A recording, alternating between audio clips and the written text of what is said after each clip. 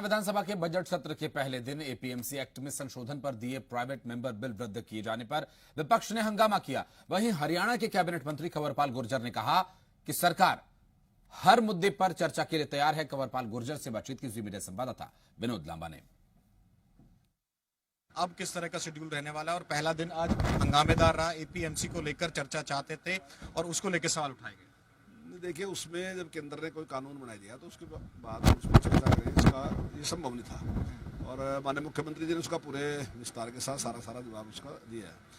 जहाँ तक बीएससी की बात आप लोग कर रहे हैं, तो मैंने पहले भी जब आपने मेरे से पूछा था तो मैंने आपसे बताया था कि अभी सरकार का टेंटेटिव प्रोग्राम है कि सरकार के पास कितना बिजनेस है। सरकार ने अपना बिजनेस बताया कि हमारे पास 16 तक का है, लेकिन विपक्ष ने कहा कि मैं और विषयों पर चर्चा करनी, तो उसके बाद चर्चा करने के बाद ये बात आई कि हम 18 तक उसको चलाएंगे। 18 के बाद की भी बात की जा रही है, अगर जरूरत पड़ी तो उससे बाद भी बढ़ा सकते हैं। देखिए, अगर जिस प्रकार की कोई जरूरत होगी तो उसमें उस टाइम निर्णय ले लेंगे, लेकिन अभी तक 18 तक का है। ये आखिरी सवाल आपसे ये है कि एपीएमसी को लेकर जब चर्चा चाहते थे, प्राइवेट मेंबर बिल कैंसिल करने को लेकर अभी भी मेरी बातचीत हो रही थी भूपेंद्र सिंह हुड्डा से, किरण चौधरी से, तमाम लोगों से जो अंदर शोर मचा रहे थे और उस चीज को लेकर अपना मुद्दा उठा रहे थे।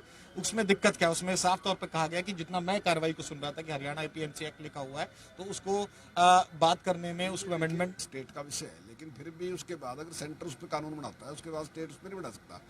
जो 3 अलग अलग हैं कि एक पे केंद्र बना सकता है, एक पे राज्य बना सकता है और एक पे संवर्ती सूची है। संवर्ती सूची पे अगर केंद्र उस पर कानून बना देगा तो उसके बाद में स्टेट उस पर कानून नहीं बना सकता, फिर वो स्टेट का ही लागू होगा। नहीं तो उस पर स्टेट बना सकता है, अगर सेंटर जब तक उस पर नहीं बनाता तो तब तक उसका राइट है। तो जब केंद्र ने कोई निर्णय ले लिया तो उसके बाद हम उस पर चर्चा करें संभवतः नहीं। 10 तारीख को चर्चा होगी विश्वास प्रस्ताव पे, निश्चित तौर से। और उस चर्चा से पहले ही आपने गोपाल कांडा साहब का लेटर जो है वो बता दिया है कि वो आ नहीं पाएंगे, लेकिन सरकार के साथ है। स्पीकर साहब हाँ, जैसा उन्होंने ईमेल की जो उन्होंने कहा वो स्पीकर साहब ने पढ़ के सुना दिया। वहाँ तो नंबर की कोई संख्या कोई दिक्कत कोई नहीं, आपको देख ही लिया आपने सारा कोई इस प्रकार का कोई है नहीं। वो उसमें विषय में किसी में बात रखना चाहते हैं तो ठीक है। तो कह रहे हैं कि दूसरा मोटिव ये है कि कौन किसान के पक्ष में, कौन किसान के पक्ष में नहीं, ये साफ हो। हाँ, बिल्कुल बिल्कुल, इसी में चर्चा करना चाहते हैं। हम ही तो है किसान के पक्ष में, ये तो किसान के खिलाफ है। जो आदमी किसान को छूट नहीं देना चाहता, हम उसको छूट देना चाहते हैं कि वो अपनी चीज का रेट लगाए और वो अपनी मर्जी की कीमत ले। और जो बात आज से 20-30 साल पहले से आज तक किसान डिमांड करता आया तो हमने वो छूट दी।